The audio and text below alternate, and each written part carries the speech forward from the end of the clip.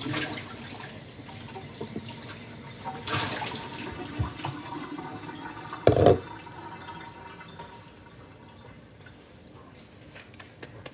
dokie. Let's see where everyone is. Mommy's gonna use this cup. And I think we'll give this one to Daddy. Yeah. Yeah. Okay. Let's get our collagen. Hey, Brittany. Hey, Katie. Okay, we're gonna put our collagen in first. And then we're gonna put a little bit of that brewery stuff in just Mommy's. Daddy doesn't need that. You know, Daddy doesn't need that one.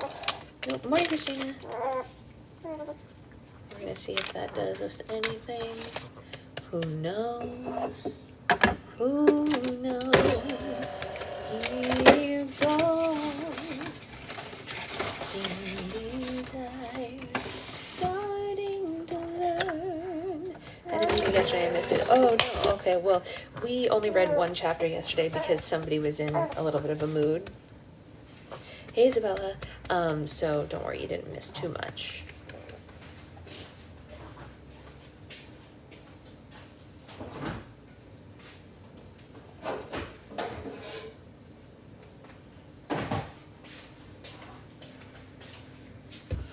Good morning. 6:30 p.m. for you, oh my goodness.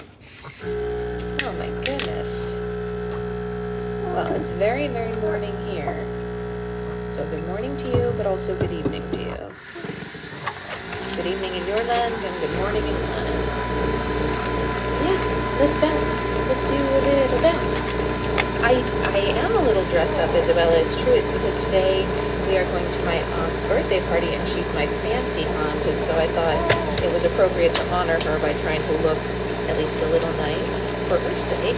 I have not put makeup or a dress on since this girl was born, but today felt like the right day to do it, huh? Are you tired? You just ate, so you're tired. Yeah, that's okay. You can take a nap, but you don't have to bury your face in Mommy's armpit. I know it smells good today. I put deodorant on. Well, thank you, Isabella. That's so sweet of you to say. You better get socks for him today. Yeah, I thought about that. We did get the car back, yes, by the skin of our teeth yesterday. We got it back at 4 p.m. yesterday. They closed at 5. They weren't going to open again until Monday. They called us at like 3:30 and they were like, you come get it now. And we were like, oh my gosh. In their message when they said we could come get it, they were like, just so you know, we close at 5 and we don't open again until 8 a.m. on Monday. I was like, well, you could have called us a little earlier to like, we could have been there waiting while it was there, but whatever. Anyway, we got it. So the moral of the story is we got it. Yeah. Yes, car is a requirement to be able to get to the party, huh? Oh. Do you want to sleep for this part, maybe? Do you want to sleep for this? Do you want to sleep? Oh, yeah. I think you do. I think you want to sleep for book club. It's going to make you feel really good. It's going to help your schedule. Yes, it is. It's going to help. Yeah, if you just sleep right now, you're going to feel really good. She is 11 weeks today, Lori. Speaking of sleep, she did sleep last night. She slept really well last night, Brittany. Thank you for asking. Hey, Naisa. Oh, big yawn. Big yawn. Big yawn. Hey, Freya. Big yawn. Look at that head control. Look at that head control. Head control from a girl that the internet thinks is a doll. I mean, you are a doll, but you're not a doll. You know what I'm saying? That's the English language, baby, am I right? Yeah, you think that's funny? You thought Mommy's joke was funny? Oh, thank you for thinking my joke was funny, honey. I appreciate that. Yes, a much less tired Mommy, even though I did have to get up to, I know, she holds her head up so low right now, right? I did have to get up to pump and stuff like that, but it really wasn't that bad, all things considered. She slept right through it, though. You slept through Mommy pumping, huh? Yes. You did. You did. You did. Oh, hi, my baby. You can take a nap. It's okay. Yeah, you can. You can take a nap. Take your nap, my love. Take your nap. You don't have to be awake. No, no, no. We can have book club while you sleep. Yeah. Yeah. It's okay. Hi, beautiful. I could never figure out baby wearing with my kids. Really, Doodle, what, if you don't mind me asking, what was the struggle you had? And the reason I'm asking is I have a number of friends who are even more freshly postpartum, hey, Victoria, than I am, and they've been asking questions about wraps, and I'm no expert, so I've been guiding them to the YouTube channels that I got my tutorials from, but if I knew some pitfalls that people ran into, maybe I could help them avoid those. It was always tight on their legs and my babies were chunky. Oh no, babies.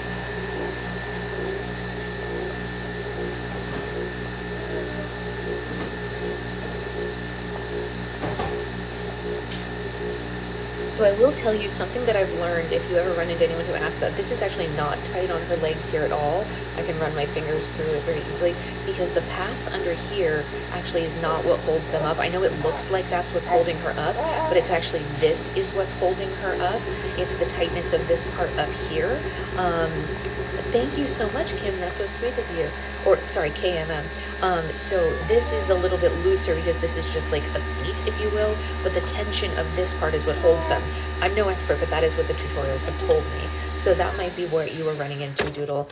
Your body shape, your kids never suck on. That's different. That's something that I can't help with, unfortunately. Thank you, Georgie. That's very sweet. All right. You look so tired, my sweet baby love. Yeah, maybe you take a nap. What do you think? I mean, gosh, because I have such a short toe, so that's totally fair. And there's literally nothing you can do about that, right, Amanda? Like, that's totally different. Sasha, just in case you haven't seen it. Oh, thank you so much, Anya. I haven't seen it, but I appreciate it.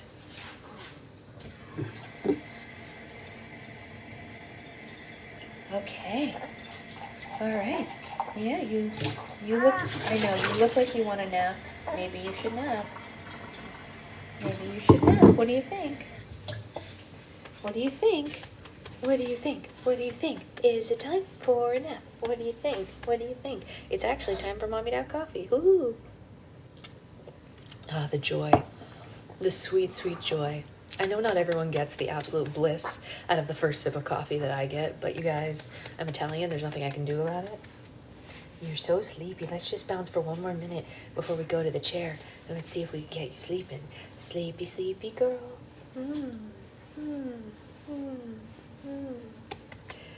You used to, Stephanie. That's so sad. I will tell you guys, when I was pregnant with her, I did drink less coffee. I didn't drink no coffee, but I did drink less coffee by a significant margin. And let me tell you, it's not because I wasn't tired. I just like couldn't stomach it the same way, I guess. I don't know. I don't know. Are you so sleepy? I think you are. I think you are so sleepy. Oh my gosh, you guys did not need to be that close to my acne, did you? You guys are like, why is she showing us the cheek with the acne?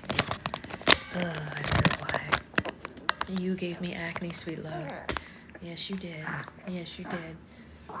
Yeah, I don't normally like to blame you for things, but I never had acne before you, so one can only assume it came from you.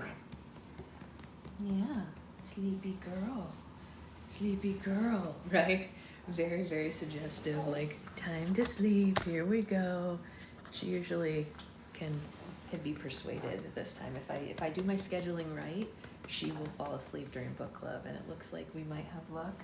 Yes. Glad I can have some I just missed tasting. Yeah. Yeah. Hopefully. How far along are you again, Stephanie? This is a little bit higher than I'd like it to be. I worked my first week this. Oh, congratulations. How was it? New job, right? 10 weeks. Yeah, it's still early, Stephanie. It's still early. Come on, you can do it. You can sleep. You can sleepy sleeps. Yeah, just rest your head.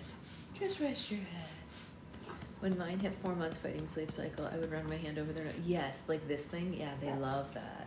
Yeah, they did that at her newborn shoot, and it worked beautifully. Yeah.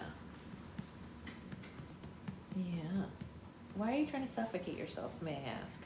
You don't have to suffocate yourself in my armpit. I know it smells great in there because I have great deodorant, but you don't have to do that. You don't have to do that. Okay, my sweet angel. Yeah, you can sleep. You can sleep. You can Can you play with slime right now? I cannot play with slime right now. No, I'm sorry. But you can. You can play with slime right now. I welcome you to do it. I never got yelled at by a authority figure before, so when Andrew yelled at me, I cried, oh my god. Your manager yelled at you this week? Your first week they yelled at you? Wait, first of all, managers shouldn't be yelling at you. Like, that's not the vibe. I don't love that. But second of all, to be yelled at your first week, that doesn't sit quite right with me. That doesn't sit quite right. Yeah, I'm not a fan. Not a fan of that. I had a question and I didn't even get to ask it. I would take that to a higher up because that doesn't sit right. That's not normal behavior. Yeah, I would go with a no on that one. That's a no from me. There's a no from me. Okay, are you asleep? Okay, I think we're asleep. Okay, so in case anyone missed yesterday, we are reading Catching Fire. We read just chapter 1 yesterday because she did not sleep through yesterday. I got told off for sleeping over the tulips even though I was being super careful. Oh, stepping over the tulips. Oh no. Oh, tulips are very delicate though, to be fair. Okay, so we're gonna read chapter 2 and hopefully chapter 3 today if we can get through it. Let's get into it and we'll see what happens. In my mind, President Snow should be viewed in front of marble pillars hung with oversized flags. It's jarring to see him surrounded with the ordinary objects in this room, like taking the lid off a pot and finding that there's a fanged viper inside of it instead of a stew. What on earth could he be doing here? And my mind rushes back to the opening days of other victory tours. I remember seeing the winning tributes and their mentors and the stylists, and even, yeah, some high government officials have made appearances occasionally, but I have never seen President Snow. He attends celebrations at the Capitol. Period. If he's made the journey all the way from his city, it can only mean one thing, that I'm in serious trouble. And if I am, so is my family, and a shiver goes through me when I think of the proximity of my mother and my sister to this man who despises me, will always despise me. And that's because I outsmarted his sadistic Hunger Games, and I made the Capitol look foolish and consequently undermined his control. All I was doing was trying to keep PETA and myself alive. Any act of rebellion was purely coincidental, but when the Capitol decrees that only one tribute can live and you have the audacity to challenge it, well, I guess that's a rebellion in and of itself. My only defense was pretending that I was driven insane by a passionate love for PETA, so we were both allowed to live, to be crowned victors, to go home and celebrate, and to wave goodbye to the cameras and to be left alone. Until now. Perhaps it's the newness of the house, or the shock of seeing him, or the mutual understanding that he could have killed me in a second that makes me feel like the intruder here, as if this is his home and I'm the uninvited party. So I don't welcome him, and I don't offer him a chair. I don't say anything. In fact, I treat him as if he's a real snake, the venomous kind. I stand motionless, my eyes locked on him, considering plans of retreat. I think we'll make this whole situation a lot simpler by agreeing not to lie to each other, he says. What do you think? I think my tongue is frozen and speech will be impossible, so I surprise myself by answering back in a steady voice. Yeah, I think that would save us some time. President Snow smiles, and I notice his lips for the first time. I'm expecting snake lips, which is to say none, but his are overly full, and the skin is stretched too tight. I have to wonder if his mouth has been made to look more appealing, and if so, it was a waste of time and money, because he's not appealing at all. My advisors were concerned you would be difficult, but you're not planning on being difficult, are you? He asks. No, I answer. That's what I told them. I said any girl who goes to such lengths to preserve her life isn't in the interest of throwing it away with both hands. And then there's her family to think of, her mother, her sister, and all those cousins. By the way he lingers on the word cousins, I can tell he knows that Gale and I are not part of the same family tree. Well, it's all on the table now, and maybe that's better. I don't do well with ambiguous threats. I'd much rather know the score. Let's sit. President Snow takes a seat at the end of the large desk of polished wood where Prim does her homework and my mother does her budgets. Like our home, This is a place that has no right, but ultimately every right. He has no right, but ultimately every right to occupy. I sit in front of the desk on one of the carved straight back chairs. It's made for someone taller than I am, so only my toes rest on the ground. I have a problem, Miss Everdeen, says President Snow. A problem that began the moment you pulled out those poisonous berries in the arena. That was the moment that I guessed if the game makers had to choose between watching PETA and me commit suicide, which would mean having no victor, that they would let both of us live, and letting us both live, they would take the latter. If the head game maker, Seneca Crane, had any brains, he would have blown you to dust right then. But he had an unfortunate, sentimental streak. Can you guess where he is? You're here, he asks. I nod, because the way he says it's clear that Seneca Crane has been executed. The smell of roses and blood has grown stronger now that only the desk is separating us. There's a rose in President Snow's lapel, which suggests the source of the flower perfume, but it must be genetically enhanced because no real rose reeks like that. And as for the blood, well, I don't know. After that, there was nothing to do but let you play out your little scenario. And you were pretty good, too, with the love-crazed schoolgirl bit. The people in the Capitol were quite convinced. Unfortunately, not everyone in the districts fell for your act, he says. My face must register at least a flicker of bewilderment because he addresses it. All this, of course, you don't know. You have no access to information about the mood in the other districts. In several of them, however, people viewed your little trick with the berries as an act of defiance, not an act of love. And if a girl from District 12 of all places can defy the Capitol and walk away unharmed, what's to stop them from doing the same, he says. What is to say, prevent an uprising? It takes a moment for his last sentence to sink in for me, and then the full weight of it hits. There have been uprisings? I ask, both chilled and somewhat elated by the possibility. No, not yet. But they'll follow if the course of things doesn't change. And uprisings have been known to lead to revolution. President Snow rubs a spot over his left eyebrow, the very spot where I myself get headaches. Do you have any idea what that could mean? How many people would die? What conditions those left would have to face? Whatever problems anyone may have had with the Capitol, believe me when I say that if it released its grip on the district for even a short time, the entire system would collapse. I'm taken aback by the directness and even the sincerity of his speech, as if his primary concern is really the welfare of the citizens of Panem, when nothing could be further from the truth. I don't know how I dare say the next words, but I do. Well, it must be fragile if it can't handle a few berries before coming down. There's a long pause while he examines me, and then he simply says, oh, it's fragile, but not in the way that you suppose. I know, Naisa, it's literally insane. Sorry, I had to break for that because it's so true. There's a knock at the door, and the Capitol man sticks his head in. Hey, her mother wants to know if you want tea. I would like tea, says the president, and the door opens wider, and there stands my mother holding a tray with a china tea set that she brought to the scene when she married. Sit here, please. He places a book on the corner of the desk, and then he pats the center. Sit it here, please. My mother sets the tray on the desk and holds the china teapot and the cups, cream and sugar, and a plate of cookies. They're beautifully iced with soft-colored flowers. The frosting can only be PETA's work.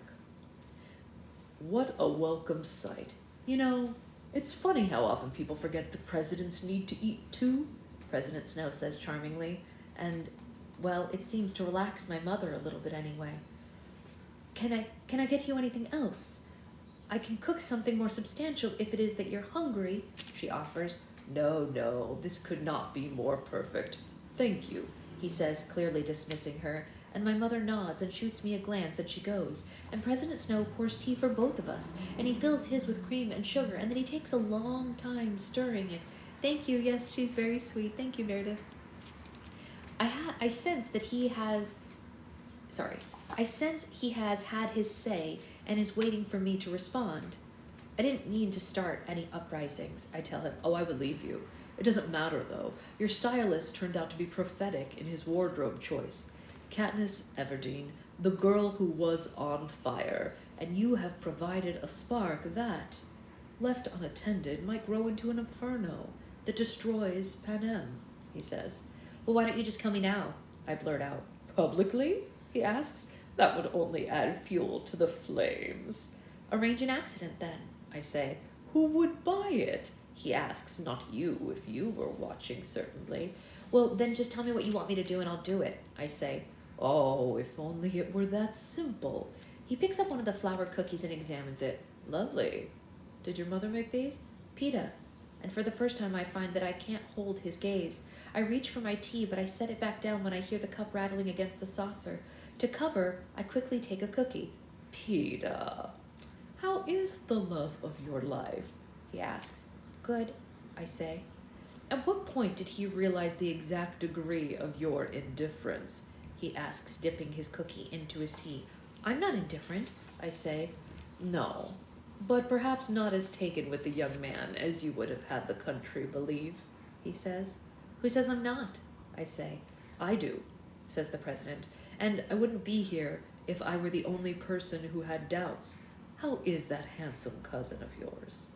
I don't, my revulsion at this conversation, at the distinction of my feelings for these two people that I care about most with President Snow, it chokes me off. Speak, Miss Everdeen. Him I can easily kill off if we don't come to a happy resolution, he says. You aren't doing him any favors by disappearing into the woods with him every Sunday. If he knows this, what else does he know? And how does he know it? Many people could tell him that Gail and I spend our Sundays hunting. Don't we show up at the end of each day loaded with game? Haven't we for years? And the real question is, what does he think is going on in the woods beyond District 12? Surely they haven't been tracking us there, or have they? Could we have been followed? That seems impossible. I mean, at least it would be impossible by person. Maybe it's cameras. That had never crossed my mind until this moment. The woods have always been our place of safety, our place beyond the reach of the capital, where we're free to say whatever we want to say and feel and be who we are, at least before the games. If we've been watched since then, what have they seen? Two people hunting, saying treasonous things against the capital? Yes, but not two people in love, which seems to be what President Snow is implying. We're safe on that charge, unless, well, it only happened once. It was fact, and it was unexpected, but it did happen. After Peta and I got home from the games, it was several weeks before I saw Gail alone, and there were all these obligatory celebrations, a banquet for the two victors that only the most high-ranking people were invited to, a holiday for the whole district with free food and entertainers brought in from the capital, Parcel Day, the first of 12, in which food packages were delivered to every person in the district. Yeah, that was my favorite, to see all those hungry kids in the scene running around, waving cans of applesauce, tins of meat, and even some candy. Yeah. You'll like candy one day. Morning, Ray. Back home, too big to carry would be big bags of grain and cans of oil, and to know that once a month for this entire year, they would all receive another parcel. Well, that was one of the few times I actually felt good about winning the games. So between the ceremonies and the events, and the reporters documenting my every move, I presided and thanked and kissed Peta for the audience's sake, and I had no privacy at all. But after a few weeks, things finally died down, and the camera crews and the reporters packed up and they went back home. Peta and I assumed the cool relationship we'd had ever since, and my family settled into our house in the Victor's Village. The everyday life of District 12, the workers to the mines, the kids to school, all resumed its usual pace, and I waited until I thought the coast was clear, and then one Sunday, without telling anyone, I got up before dawn and I took off for the woods. The weather was still warm enough that I didn't need a jacket, and I packed along a bag filled with special food and cold chicken and cheese and bakery bread and oranges, and down at my house I put on my hunting boots, and as usual the fence was not charged, and it was simple enough to slip into the place in the woods where I retrieved my bow and arrows. I went to our place, Gail's place, and mine, where we had shared breakfast the morning of the reaping that sent me into the games. I waited at least 2 hours, and I'd begun to think that he'd given up on me in the weeks that had passed, or maybe that he no longer cared about me, hated me even. The idea of me losing him forever, my best friend, the only person that I could ever trust with my secrets, was so painful that I couldn't stand it, not on top of everything else that had happened. I could feel my eyes tearing up and my throat starting to close the way that it does when I get upset. And then I looked up, and there he was, just 10 feet away, just watching me, Without even thinking, I jumped up and I threw my arms around him, making some weird sound that was like a combine of laughter and choking and crying, and he was holding me so tightly that I couldn't see his face, but it was a really long time before he let me go. And then he didn't have much choice, because I'd gotten this unbelievably loud case of the hiccups, and I had to take a drink of something. Morning, Liz. We did what we always did that day. We ate breakfast, we hunted, we fished, we gathered, talked about the people in town, not just about us, but his new life in the mines, and my time in the arena, and just about other things. Sorry, but not about us, and not about my time in the arena, but just about other things. About, by the time we were at the hole in the fence that neared the hob, I think I really believed that things could be the same between us, that we could go on the way we always had, and I'd given all the game to Gale to take home, to trade, since we had so much food now. I told him I'd skip the hob, even though I was looking forward to going there. It's because my mother and my sister didn't even know I'd gone hunting, and they'd be wondering where I was. And then suddenly, as I was suggesting I take over the daily snare run, he took my face in his hands, and he kissed me. I was completely unprepared. You would think that after all those hours I'd spent with Gale, watching him, talking to him, laughing and frowning, that I would know that all that there was to know about his lips. But I hadn't imagined how warm they would feel pressed against my own, or how those hands, which could set the most intricate of snares, could easily entrap me. I think I made some sort of noise in the back of my throat, and I vaguely remember my fingers curled tightly and closely resting on his chest. And then he let go and he said, I had to do that, just at least once. And then he was gone. And despite the fact that the sun was setting, my family would be worried, I sat by the tree next to the fence and I tried to decide how I felt about that kiss. Had I liked it or resented it? But all I remembered was the pressure of Gale's lips and the scent of oranges that still lingered on his skin. It was pointless comparing the many kisses that I'd exchanged with Peeta. I still hadn't figured out if any of those had counted. And finally, I went home. That week, I managed the snares and dropped off the meat with Hazel, but I didn't see Gale until Sunday. I had this whole speech worked out about how I didn't want a boyfriend and I never planned on marrying, but I didn't end up using it. Gale acted as if the kiss had never happened. Maybe he was waiting for me to say something, or maybe kiss him back. Instead, I just pretended that it had never happened either. But it had happened.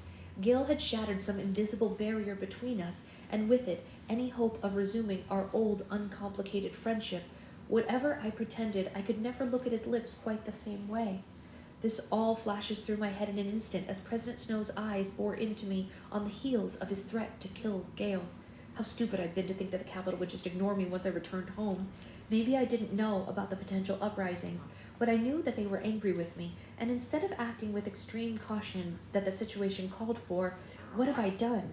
From the President's point of view, I've ignored Peeta and flaunted my preference for Gale's company before the whole district, and by doing so, I made it clear that I was, in fact, mocking the Capitol, and now I've endangered Gale and his family and my family and Peeta too by my carelessness. Please don't hurt Gale, I whisper. He's just my friend. He's been my friend for years, and that's all that's between us. Besides, everyone thinks we're cousins now. I'm only interested in how it affects your dynamic with Peeta, and therefore affecting the mood in the districts, he says. It's gonna be the same on tour. I'll be in love with him just as I was, I say. Just as you are, corrects President Snow. Just as I am, I confirm. Only you'll have to do even better if the uprisings are to be averted, he says. This tour will be your only chance to turn things around. I know, I will. I'll convince everyone in the districts that I wasn't defying the Capitol and that I was just crazy with love, I say. And President Snow rises and dabs at his puffy lips with a napkin. Aim higher, just in case you fall short. What do you mean? How can I aim any higher? I ask. Convince me, he says, and then he drops the napkin and he retrieves his book. I don't watch him as he heads for the door, so I flinch when he whispers in my ear. By the way, I know about the kiss. And then the door clicks shut behind him.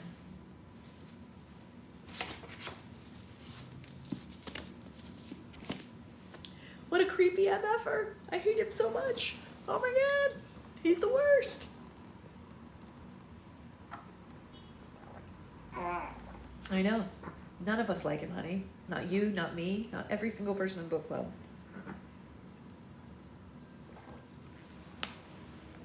Yikes. Yikes. All right. Well, what we get here. The smell of blood. It was on his breath. What does he do, I think? Does he drink it? I imagine him sipping it from a teacup, dipping a cookie into that stuff and bringing it out dripping red. Outside the window, a car comes to life, soft and quiet, like the purr of a cat, and then it fades away into the distance. It slips off as it arrived, unnoticed. The room seems to be spinning in slow, lopsided circles, and I wonder if I might black out. I lean forward and I clutch the desk with one hand. The other still holds Peta's beautiful cookie. I think it had a tiger lily on it, but now it's been reduced to crumbles in my fist. I didn't know that I was crushing it, but I guess I had to hold on to something while my world veered out of control. The only thing I like about it is your reading voice. Oh, thank you. I'm glad you like that voice. Out of control. The only thing I like about it is your reading voice. Oh, thank you. I'm glad you like that voice. I try, the funny thing is, like, obviously I could never be Donald Sutherland, right? Like, I don't have that voice, but we just have to do something that is, like, deep and foreboding, I guess. A visit from President Snow, districts on the verge of uprising, a direct death threat to Gale, with others to follow, everyone I love doomed, and I know who else won't pay for my action, and who knows who else will pay for my actions unless I turn things around on this tour. Quiet the discontent that put the president's mind at rest, and how? By what? Proving to the country to beyond the shadow of a doubt that I love Peta Millark? I can't do it. I think. I'm not that good. Peta's the good one. He's the likable one. He can make people believe anything. I'm the one who shuts up and sits back and lets him do much of the talking as possible. But it isn't Peta who proves his devotion. It's me. I hear my mother's light, quick tread in the hall. She can't know, I think. She can't know about any of this. And I reach my hands over the tray and quickly brush bits of cookie from my palm and fingers, and I take a shaky sip of tea. Is everything all right, Katniss? She asks.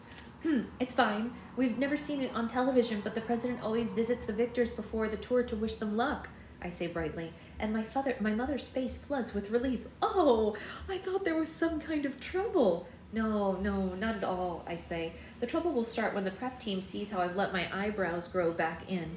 My mother laughs at that, and I think how there was no going back after I took care of my family when I was 11. I will always have to protect her. Why don't I start your bath? She asks. Great, I say, and I can see how pleased she is by my response. Since I've been home, I've been trying hard to mend my relationship with my mother, asking her to do things for me instead of brushing aside any offer of help, as I did for years out of anger. I'm letting her handle all the money that I won, returning her hugs instead of tolerating them, and my time in the arena made me realize how much I need to stop punishing her for something that she couldn't help, specifically the crushing depression that she fell into after my father's death. Because sometimes things happen to people and they're not equipped to deal with them, like me, for instance, right now.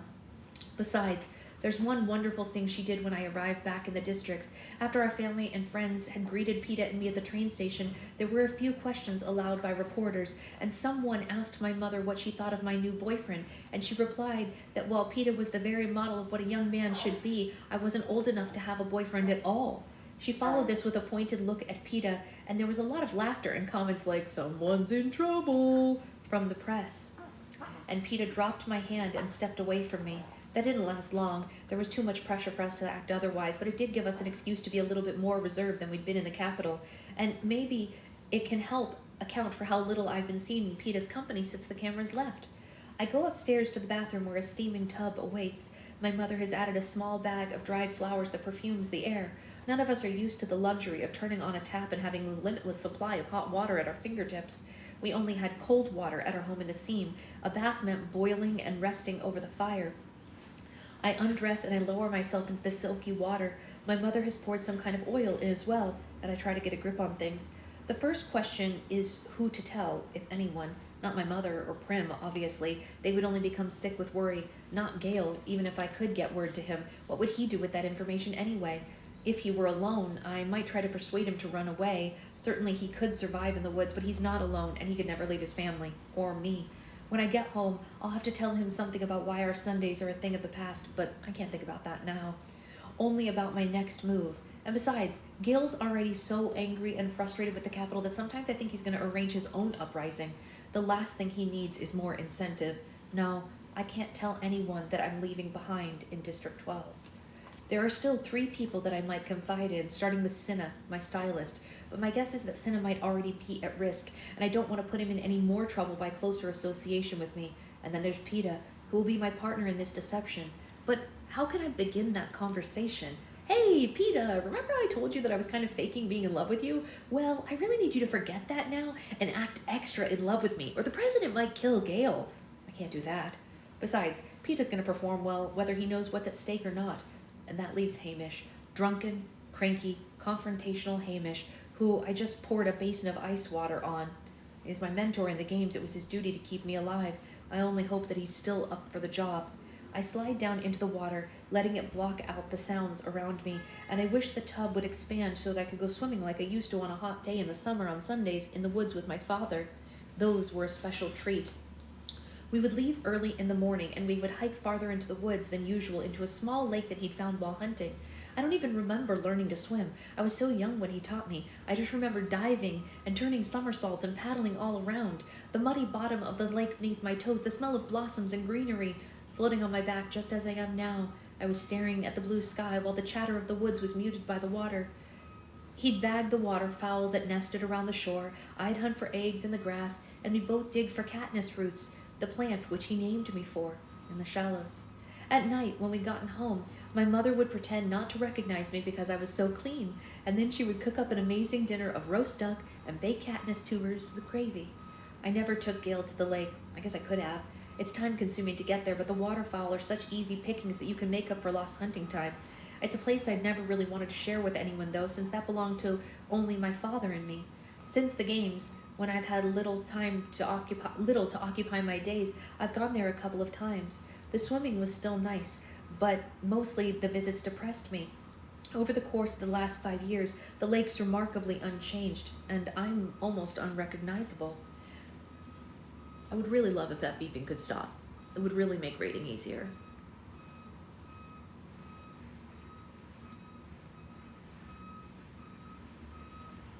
I mean, it's a giant truck backing up that I can see. It obviously made a delivery, and I get it. They have to do it, but like, for the love of everything. Yeah, me too, Isabella. Me too. It's almost done. I think it's about to leave. Come on, let's go. Yes. Done. Even underwater, I can hear the sounds of commotion. Honking, car horns, shouts of greeting, doors banging shut. It can only mean that my entourage has arrived. I have just enough time to towel off and slip into a robe before my prep team bursts into the bathroom. There's no question of privacy. When it comes to my body, we have no secrets, these 3 people and me. Oh, Katniss, your eyebrows, Venia shrieks off, and even with the black cloud hanging over me, I have to stifle a laugh.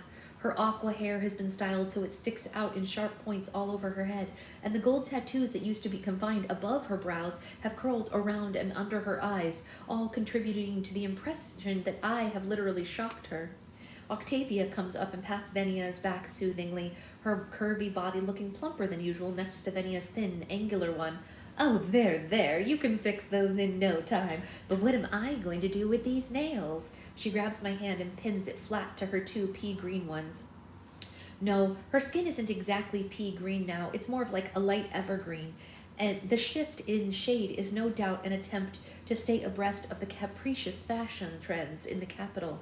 Really, Katniss, you could have left me something to work with, she wails. It's true. I have bitten my nails to the stubs in the past couple of months. I thought about trying to break that habit, but I couldn't think of a good reason that I should. Sorry, I mutter. I hadn't really been spending much time worrying about how it might affect my prep team, though. Flavius lifts a few strands of my wet and tangled hair. He gives his head a disapproving shake, and it causes his orange corkscrew curls to bounce all around.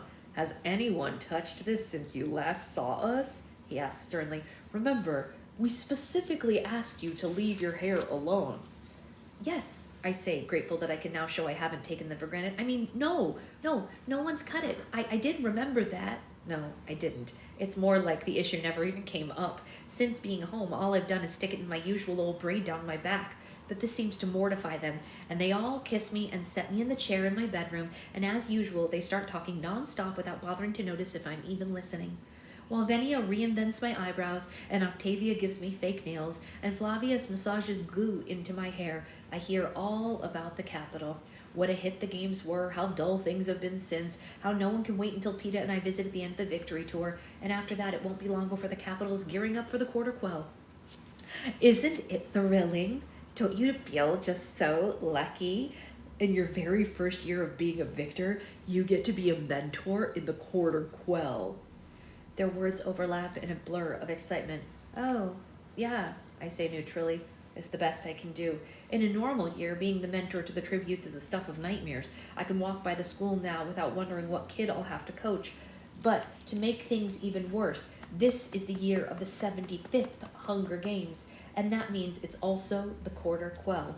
They occur every 25 years, marking the anniversary of the district's defeat with the overtop celebrations and, for extra fun, some miserable twists for the tributes.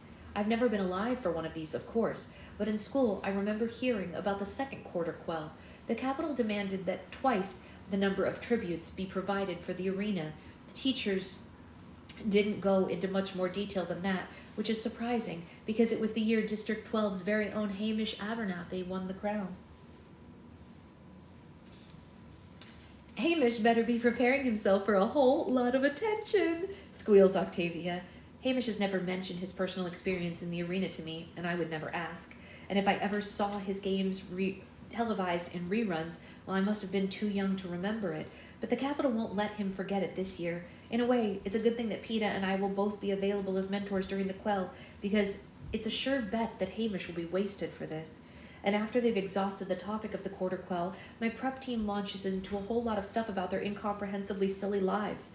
Who said what about someone that I've never heard of, and what sort of shoes they just bought, and a long story from Octavia about what a mistake it was to have everyone wear feathers at her birthday party.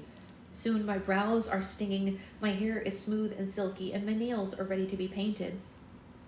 Apparently, they've been given instructions to prepare only my hands and face, probably because everything else will be covered in cold weather. Flavius badly wants to use his trademark purple lipstick on me, but he resigns himself to a pink as they begin to color my face and nails. I can see the palette that Cinna has assigned, and they're going for girlish, not sexy. Good.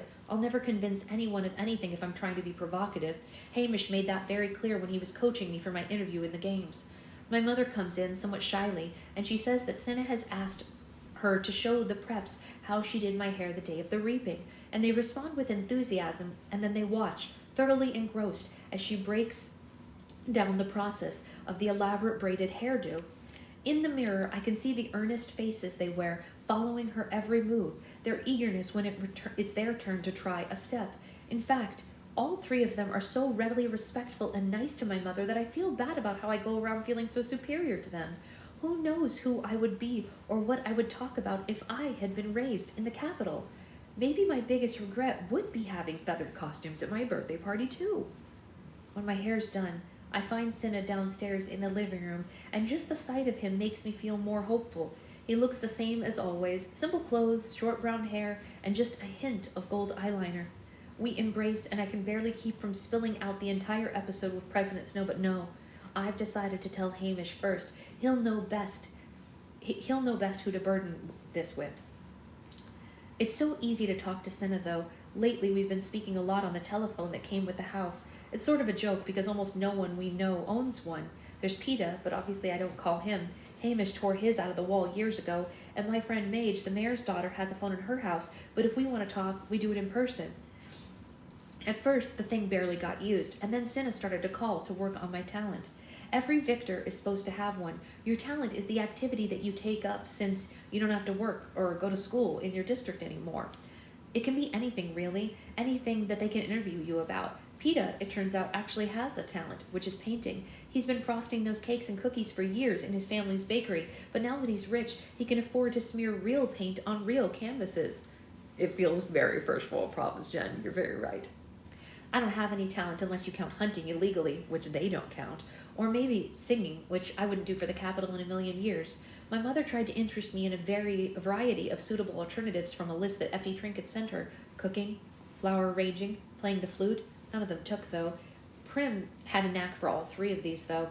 Finally, Cinna stepped in and offered to develop my passion for designing clothing, which really required development since it was non-existent. But I said yes because it meant getting to talk to Cinna, and he promised he would do all the work. And now he's arranging things around my living room: clothing, fabrics, sketchbooks with designs that he's drawn. I pick up one of the sketchbooks and I examine a dress that I supposedly created. You know, I think I'm showing an awful lot of promise, I say to him. Get dressed, you worthless thing, he says, tossing a bundle of clothes at me. I may have no interest in designing clothes, but I do love the ones that Cinna makes for me, like these: the flowing black pants made of thick, warm material, a comfortable white shirt, a sweater woven from green and blue and gray strands of kitten soft wool, laced leather boots that don't pinch on my toes. Did I design my outfit today? I ask him. No, you could only aspire to design an outfit and be like me, your fashion hero, says Cinna, and he hands me a small stack of cards. You're gonna read these off camera while they're filming the clothes. Just try to sound like you care, okay?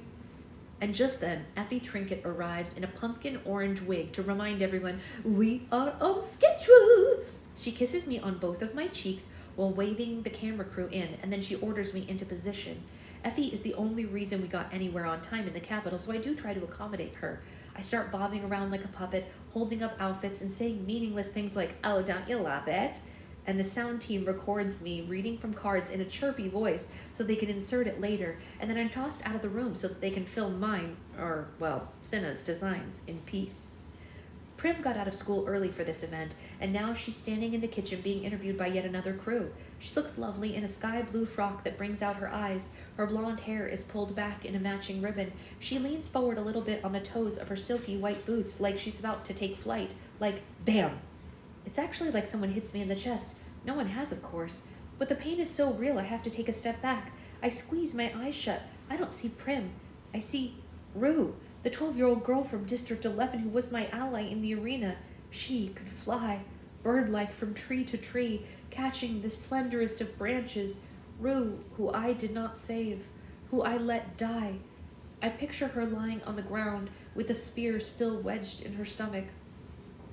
Who else will I fail to save from the Capitol's vengeance? Who else will be dead if I don't satisfy President Snow? And I realize Cinna's trying to put a coat on me, so I raise my arms, and I feel fur inside and out encasing me. It's from no animal I've ever seen. Ermine, he tells me as I stroke the white sleeve. Leather gloves, a bright red scarf, something furry covers my ears. You're bringing earmuffs back into style. I hate earmuffs, I think. They make it hard to hear, and since I was blasted deaf in one ear in the arena, I dislike them even more. After I won, the Capitol did repair my ear, but I still find myself testing it. My mother hurries up with something cupped in her hand. This is for good luck, she says.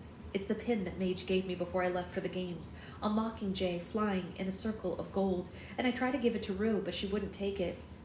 She said that the pin was the reason she decided to trust me, so Cinna fixes it into the knot on my scarf, and Effie Trinket's nearby, clapping her hands. Okay, attention everyone! We're about to do the first outdoor shot where the victors greet each other at the beginning of the marvelous trip. All right, Katniss, now, big smile. You are very excited, right? I don't exaggerate when I say that she shoved me out the door. For a moment, I can't quite see right because of the snow, which is coming down in earnest. And then I make out that Peeta is coming through his front door, and in my head I hear President Snow's directive. Convince me. And I know that I must convince him.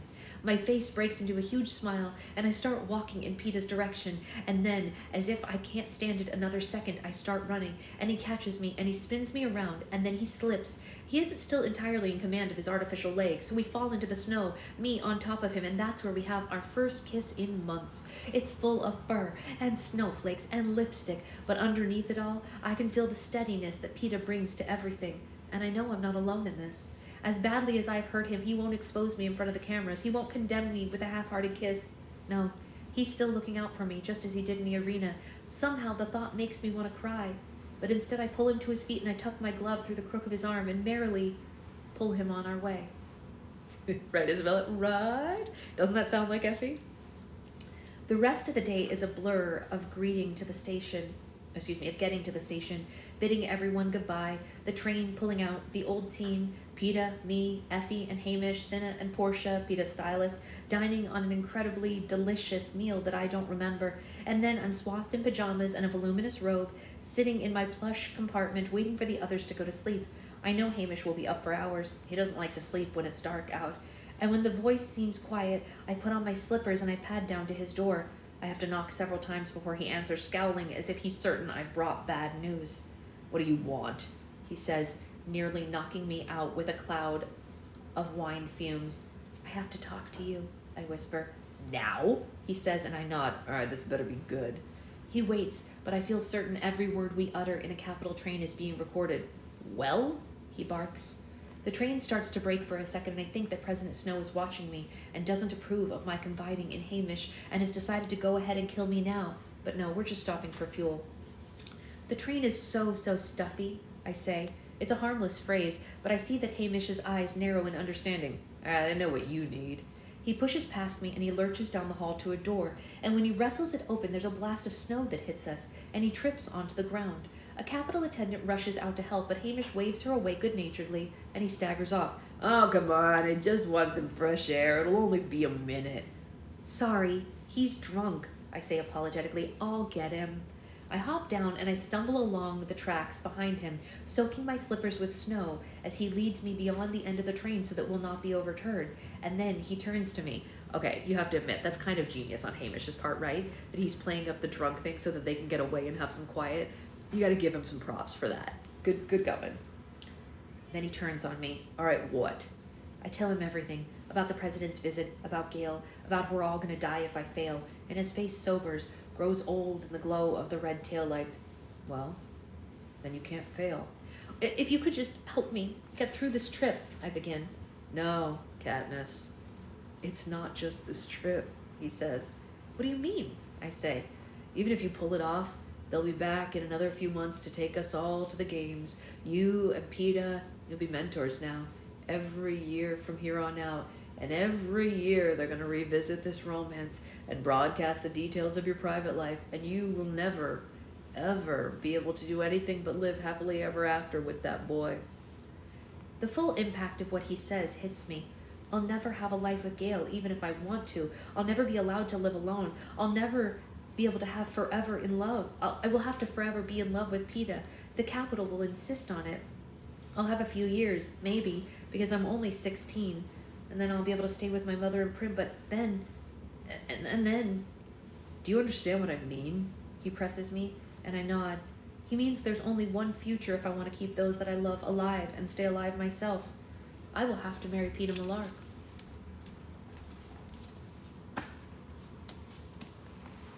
Yeesh. Yeesh. Yeesh. I know, sweet girl, I know.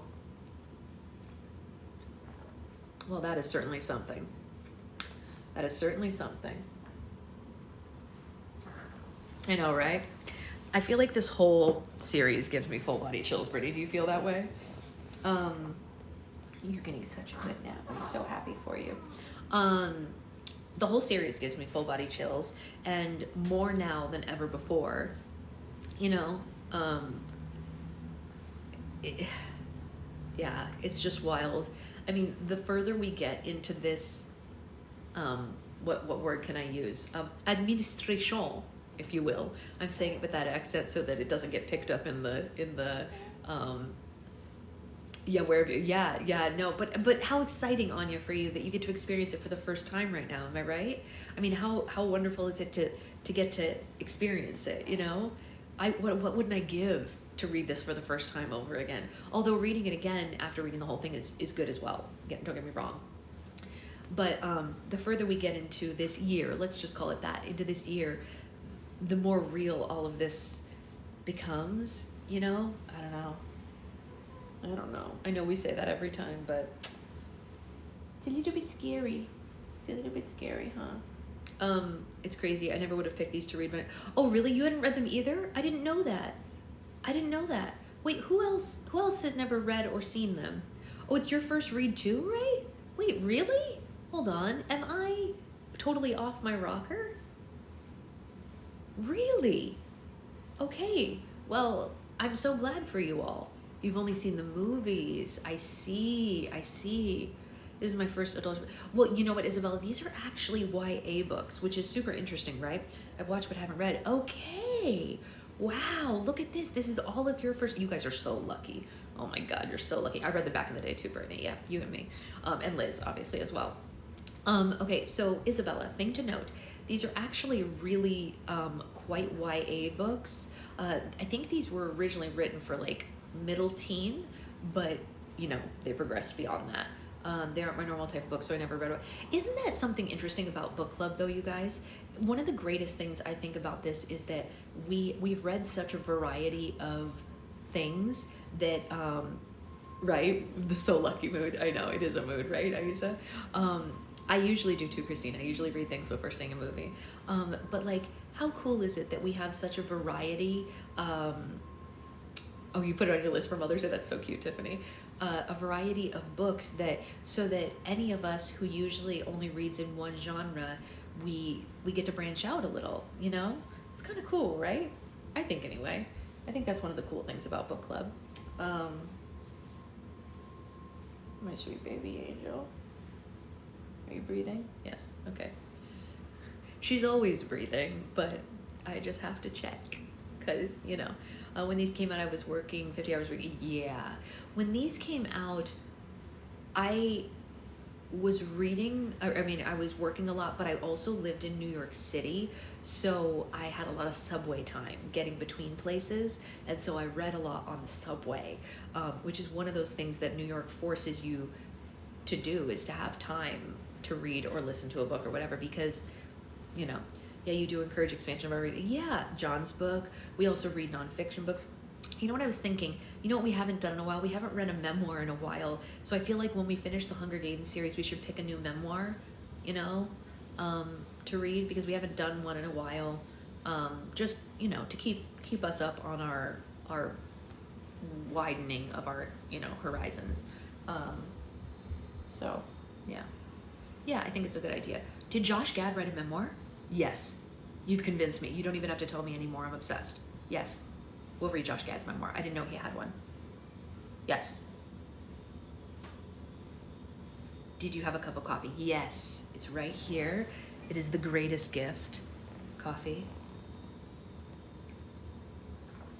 Josh Gad is, well, first he was a Broadway performer, very, very well loved Broadway performer, but he's also the voice of Olaf in Frozen. Yes, he is, Isabella. He is the guy who voiced Olaf. But he was a Broadway performer. Or you guys want to hear a funny story about Josh Gad?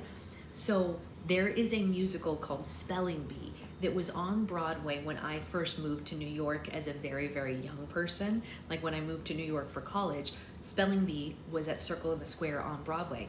Josh Gad was an understudy for somebody. He didn't even have the role. He was an understudy. And the first time that I went to, In Gad We Trust, we're definitely reading that, Ray. So the first time that I went to see Spelling Bee, Josh Gad was on, but I didn't know that he was an understudy because I didn't have the slip in my playbill. I thought that he was just the main guy. He was so good. He was so phenomenal. So I saw him in like the ground level of like being a nobody, basically. Nobody's ever a nobody, but you know what I'm saying, as far as like fame is concerned. I saw him in that and he was so phenomenal in it. I raved about him like crazy. And then he went on to go do a bunch of things. He did Book of Mormon, obviously Frozen and stuff like that. But I still have the like, you know, old playbill of having seen him way back in 2006. He was so good in Spelling Bee, you guys. If you ever have a chance to try to look online and see if there's like a bootleg of him doing Spelling Bee, he was so good. He was so good. So yeah, definitely look that up if you have the chance. I will, before you were born, Isabella, you're making me feel old. I was in college before you were born. I could definitely be your mother. That was the year you were born. You guys, you're killing me. I was in college that year. But what I was gonna say was, after the book club is over right now, I will put his memoir on my 2006, Avery. Yeah, I'm sure there's a slime tutorial of Spelling Bee, exactly. You're an 01 baby. I was still in high school in 01. 2008, oh God, you guys are breaking my heart. but I will put Josh Gad's memoir on hold at the library so that when we're done with this, maybe it'll be ready for us. Yeah. Okay, I am gonna go. We have class later today. Don't forget, it's at 5 p.m. You're 05. Oh God. I graduated high school in 01. I was in the middle of high school in 01. We have class later today at 5 p.m. It is a special kind of class. It's gonna be on Zoom. You're my sister's age, Brittany. She's an 89 baby, but like middle of 89, so like half the year you guys are the same age, you know, that kind of thing. Her husband was born in 88. So we're gonna have a Zoom link that I'm gonna post, and everybody who wants help with any of their slime issues can bring their, Ray, same, yeah, right? So you can bring your slime. We're doing slime at 5 o'clock today. You can bring your slime problems, like if you're having a problem making a slime, or if you're having, makes you feel less old. Yes, yeah, you're my sister's age, exactly. All right, I'll see you Monday, Isabella. If you're having trouble making a slime, if you're having trouble learning to do a slime flip, whatever like that, you can show me what you're doing, and we'll do real lifetime. Why can't I speak, you guys? Can anyone help me learn to speak? Please? I mean, I'm sure you've seen I've been dragged over the last couple of days because I had that stupid Pluffle video go viral when I said Puffle instead of Pluffle, and it's got, I don't know if you guys have seen, but it has almost 1 million views of people being angry at me saying Puffle instead of Pluffle. They're so mad, you guys. They're just dragging me for not knowing how to pronounce things. It is what it is. I made a mistake. It's fine. The Pluffle drama is real, but it's like, I was like, I could stay off the For You page for the rest of my life, as far as I'm concerned. And they also don't believe that this baby is a real baby. Have you seen it? There are like, no, everybody, Victoria, everybody. There are about 50 comments of people asking if my baby is real or if she's a reborn doll. I don't know if you guys can see, but she's literally moving right now. She's moving. You see that? She's moving. This is a real child. Oh geez, I hope they're at least watching long enough to get you know what? That video doesn't get paid because I got a violation on it for some reason. I don't know why, but it is what it is. She's a very real baby. I don't know, people really, they really think, like if you go look at the comments, there are over 50 comments saying that they think she's a doll. So anyway, people reporting the mispronunciation, probably. Yeah, angry people. Yeah, I think that's what it was. So anyway, I'm gonna go take her to the farmer's market. Did you have the baby? Did you have the baby? Yes, she had the baby. I need Ray's kids thing out here. She is a doll, it's true. I bought a super realistic doll to waste all my time, that's right. Yeah, I wanna spend all my money on this doll, huh? All my time and money, yeah.